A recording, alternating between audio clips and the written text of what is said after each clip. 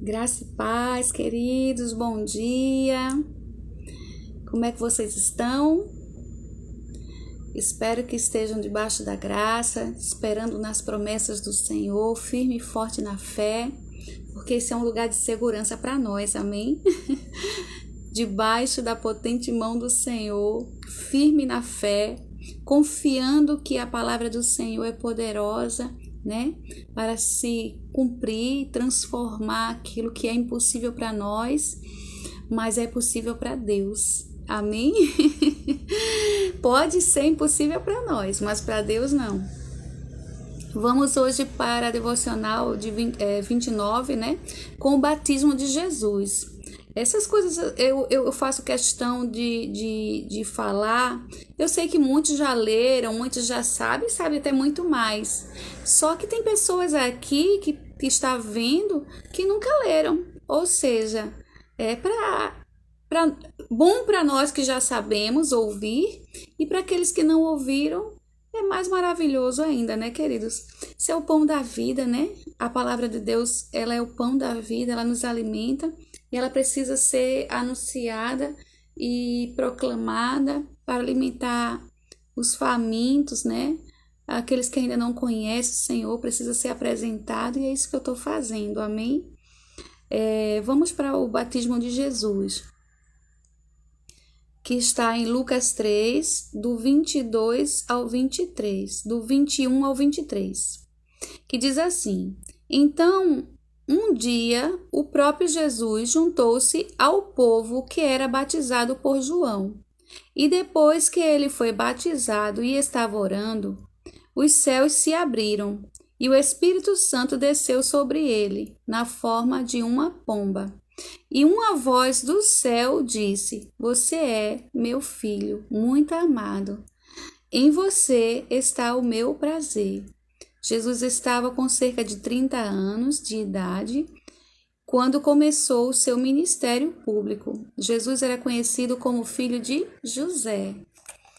E Lucas 4, né, o 1, aí a gente já vê, então, quando Jesus, cheio do Espírito Santo, deixou o Rio Jordão, né, o momento em que ele foi batizado, e foi para o deserto, onde o diabo o tentou durante 40 dias.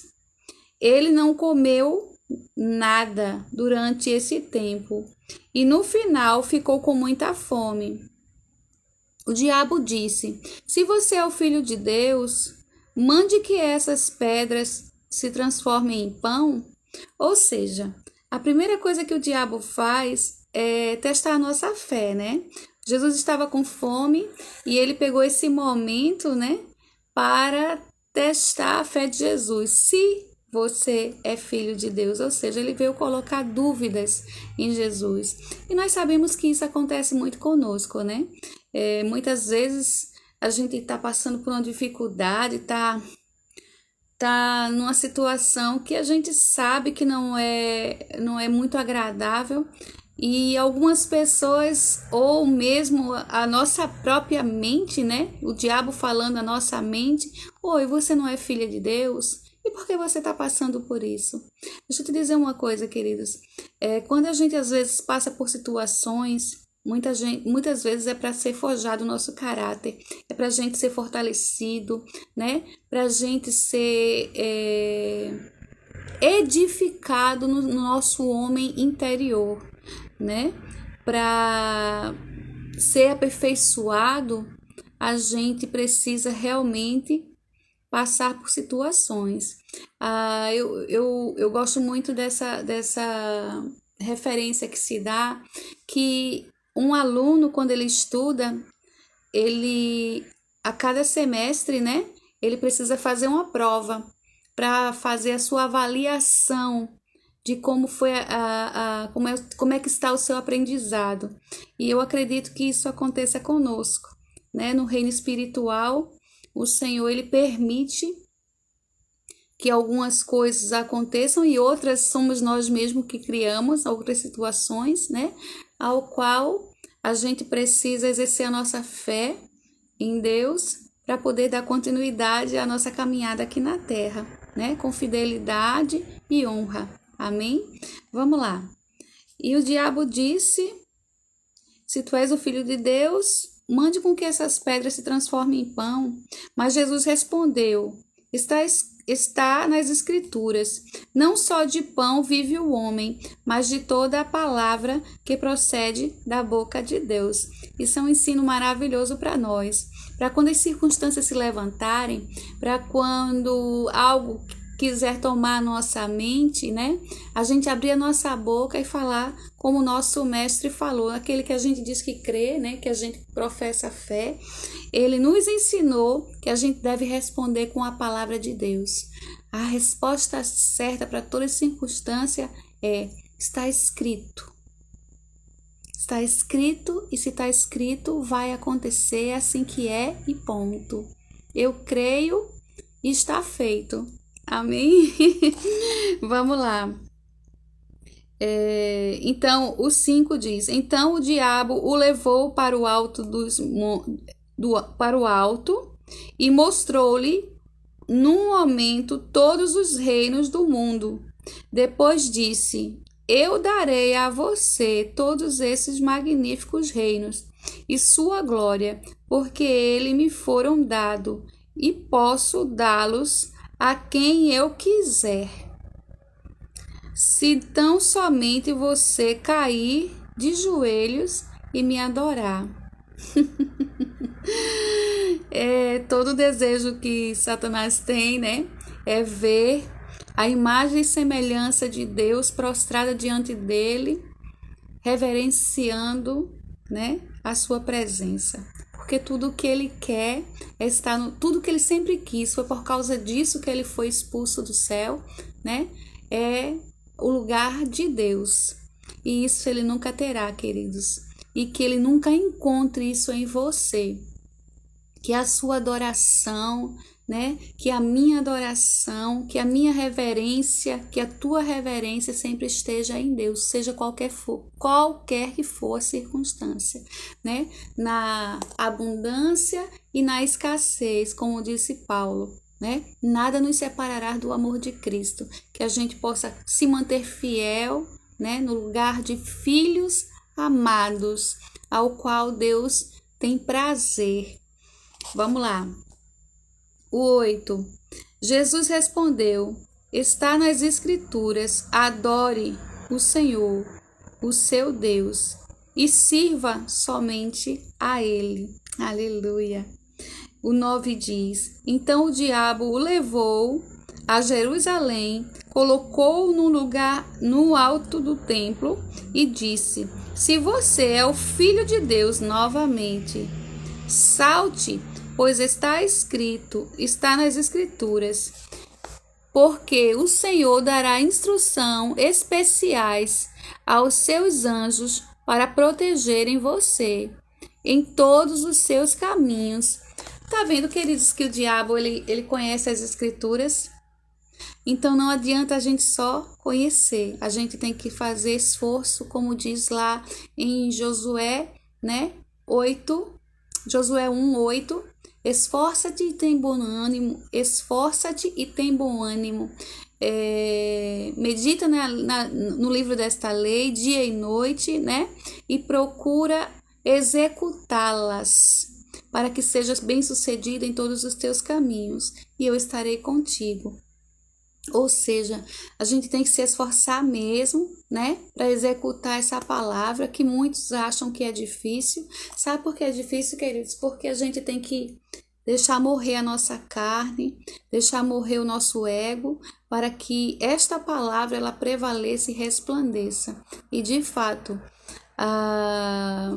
deixar os nossos desejos de lado para fazer os desejos de Deus, né? Isso aí é de fato um espírito de adorador, um espírito que se entregou, uma alma que está rendida a Deus. E é isso que faz toda a diferença para o Senhor. Amém? Vamos lá, para o 11. Eles o apoiarão com a mão para que você não tropece em alguma pedra. Jesus respondeu no 12. As Escrituras também dizem: não ponha à prova o Senhor, o seu Deus.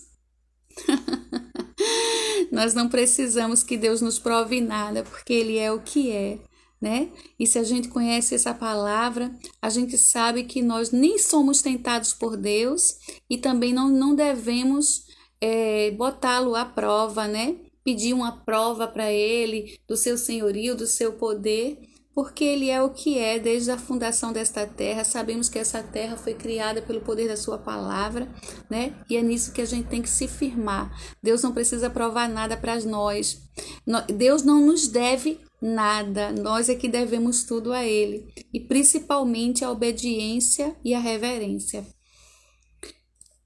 Quando o diabo terminou todas as tentações, deixou Jesus até a ocasião oportuna, ou seja, foi momentaneamente, né? Depois ele volta. Jesus então voltou para a Galileia, cheio do poder do Espírito. Logo ele ficou bem conhecido em toda aquela região, por causa dos seus ensinamentos nas sinagogas. Todos o elogiavam. Estando na cidade de Nazaré, terra da sua infância, como de costume, foi à sinagoga no sábado e se levantou para ler as Escrituras. Entregaram-lhes o livro do profeta Isaías. Ele abriu no lugar onde está escrito. O 18. O Espírito do Soberano, o Senhor, está sobre mim, porque o Senhor me ungiu para levar as boas notícias de salvação aos pobres. Ele me enviou para consolar os que estão com o coração quebrantado, anunciar liberdade aos cativos e dar vista aos cegos, e proclamar o ano da graça do Senhor. Então, Jesus fechou o livro, devolveu-o ao assistente e assentou-se, enquanto todo mundo na sinagoga olhava atentamente para ele. O nosso Salvador, o nosso Rei, né? Aquele que é o nosso advogado justo e fiel. Ele nos deu uma grande lição de obediência, né? E de firmeza, de fé e de caráter.